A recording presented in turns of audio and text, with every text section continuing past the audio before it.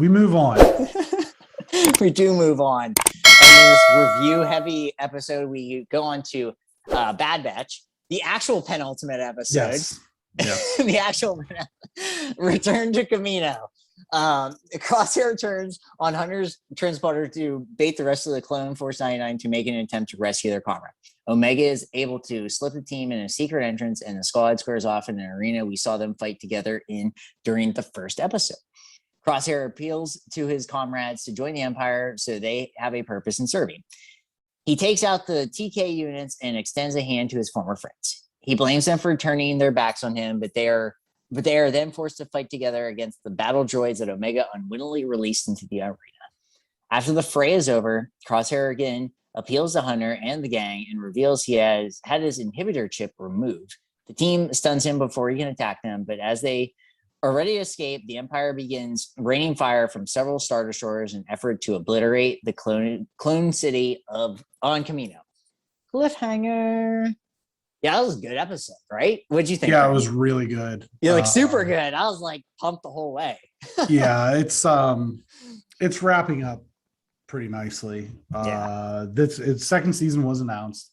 I'm not sure if we brought that up last week or if that news came after the episode, after we'd recorded.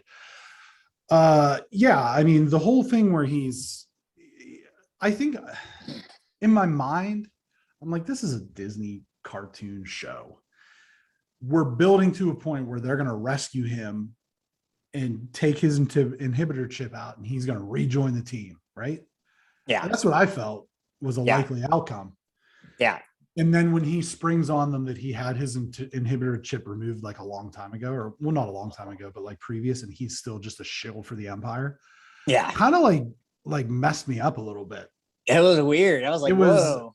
Especially when he like set up that room to take out the TK troopers and like appeal to them, like, listen, we're soldiers. This is what we're meant to do. We're meant to be soldiers. And if you come with me to the Empire, you'll see that I'm right. Right.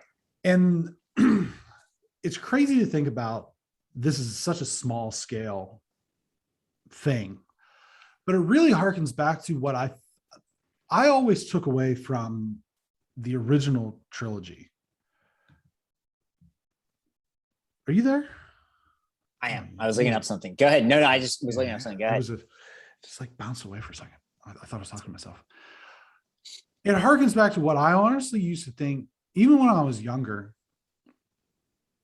there was the main point of the original trilogy, which was everything is just a matter of your point of view or what your personal perspective is, because that's the whole thing when Force Ghost Obi-Wan talks to Luke in the swamp about who his father was.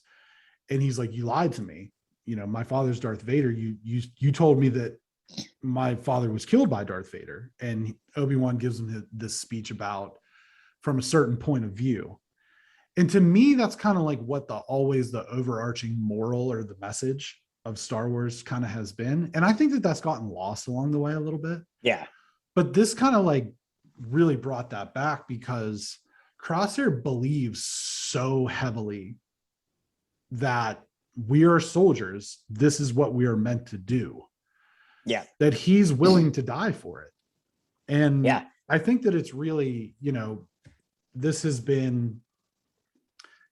it's been a cartoon series for the most part, but like some of these themes here in the last couple of episodes are pretty heavy. You know what I mean?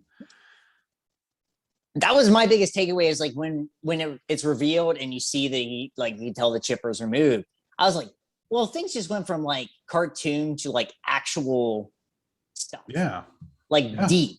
Like if you're a kid watching this and you're just like, whoa, like I thought about that in a moment. I was like, I thought about a child of, 9-10 years old watching this, where all along, and probably if you're a parent, you're like, don't worry, he's going to come, if there's a whole little speech you give, and he's like, no, he'll come back to their side and he'll be a good guy again. It's like, oh, wait, sometimes people are just who they are, and it doesn't matter. And I thought it was like, I actually remember I got goosebumps when he made that line about like, no, I had my chip removed.